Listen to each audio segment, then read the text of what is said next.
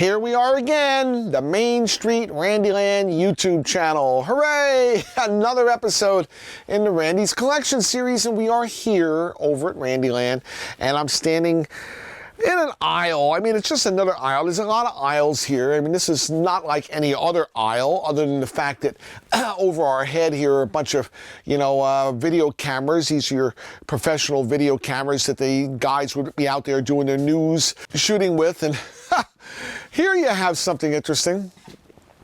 Rows and rows of videotapes. Look at that.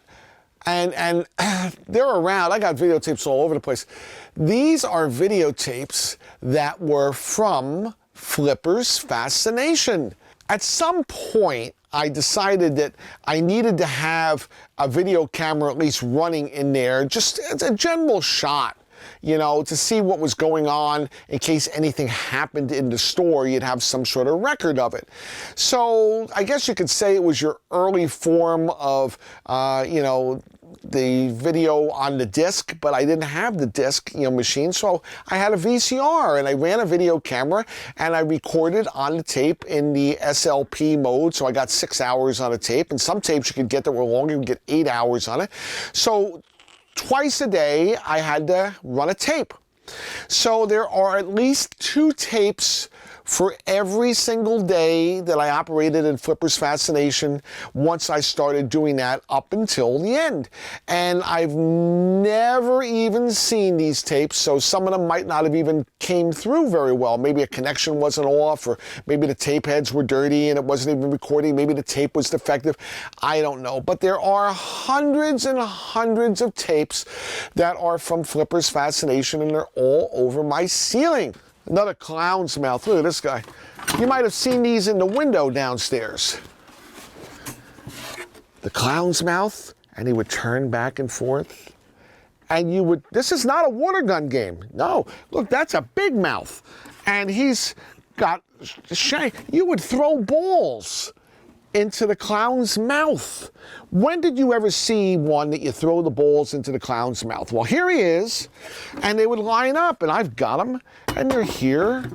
This is a bat. Ah! Oh my God, I'm gonna knock over that glass. Ah! He's not light. Well, here we have him. And he would be hanging over your head as you're going through some dark ride, and he'd be going up and down, whatever, and you'd hear as he'd move into you. Well, he would be mounted through cables on the top, and that would hold the middle going up and down. Then the wings would have separate cables to make the wings go up and down to make him feel like he's flying. Now, you wouldn't see those over your head, but he'd be coming up and down and flapping at you as he's moving in. And this one was, nicely redone, okay, at a more recent time, but this guy's older. All right, he was probably up in the attic higher. So you see, he's got to be redone with his wing covers there. They have hinges on this guy, whereas this one is covered over with material, probably. See, that's so you don't see it. This is probably a lower one, so you saw it closer. That up in the air, they didn't care so much. But there's a couple bats here. And these came from one of the dark rides. And they're sitting here. They've been buddies for years. The 7-Up stretch bottle. These were big prizes back in the day. On the boardwalk and Seaside and wherever you went, every year there'd be a special item. That item would be the hit item of the year. And certainly for one year, and probably more than one, they had these stretch bottles. And they actually made them on the site. They had a heater. And you actually got glass bottles back then. It wasn't plastic. So they would collect the bottles, and they would heat them and get them to the right temperature and pull the bottle, and the glass would stretch, and you'd have stretch bottles. And typically there'd be a flower or something in there. This one has the flower in it. Here's your 7-Up stretch bottle. And he has a paper flower sticking in the top. They would put different things in here. So one year, as I remember, it was just the stretch bottles. Then the popularity after the first year and everybody had them, they had to come out with something, so they put flowers in the stretch models. Well, then as you go a few more years, what are you going to do? Now you put gumballs in your stretch models. Now this would be harder to do, because when you stretch the bottle, you got to stretch it so it's still wide enough that you can get gumballs to go down there and stick a cork. Whereas you're not getting a gumball down here. You see, that's much thinner. You're not getting a gumball down there. So they had to be more cautious on how they were going to stretch the bottle. Now, those gumballs have been untouched since I got this probably in the late 70s. And they're still vibrant. No, you can't have any. They're mine. Uh-oh, here's an Atari dashboard. Well, I'm not sure if it's Sprint 2 or Drag Race, but you got 2 Atari steering wheels and shifters. So it's definitely one of the early Atari black and white games that goes along with it. Fascination Balls, yes! We have blue balls and we have red balls. Now, most people know the red ball.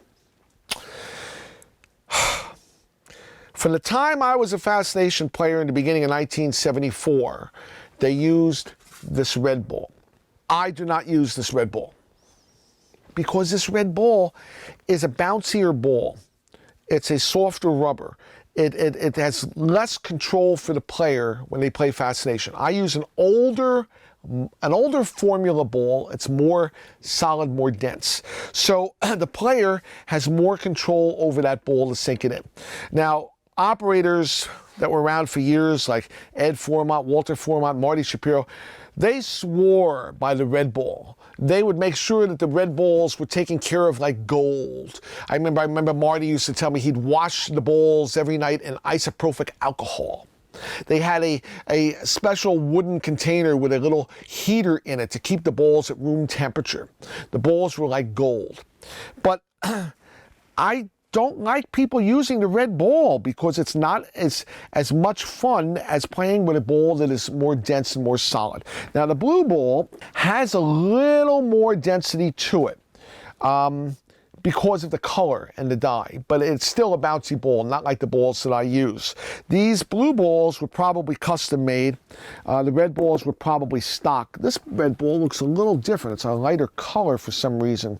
Not sure why. Maybe it was just more recently washed. But the Fascination Balls today are rare commodities. They haven't made those balls for years and years and years. Believe it or not, one of those balls would probably be upwards towards $30. And where are you going to get them? Oh, what do we have here? I love it.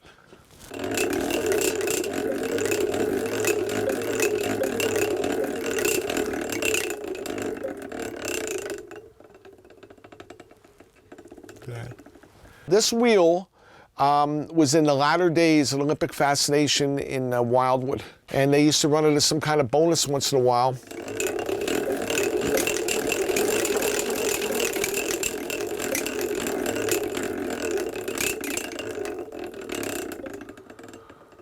Look at this, look at this. Oh, I just missed the 150. I mean, it was 75 coupon bonus. But that's part of the fun. All the fun. I could spend days, you could just lock me in here and play with my toys because this is my life, my toys, my collection. I collected all this stuff and brought it here. And that's part of living. Those who have the most stuff, I guess, had the most fun. As I try to share it with you, here we are on the Main Street Randyland YouTube channel. And we will see you next time for more stuff. Isn't this fun? I love it. Bye, guys.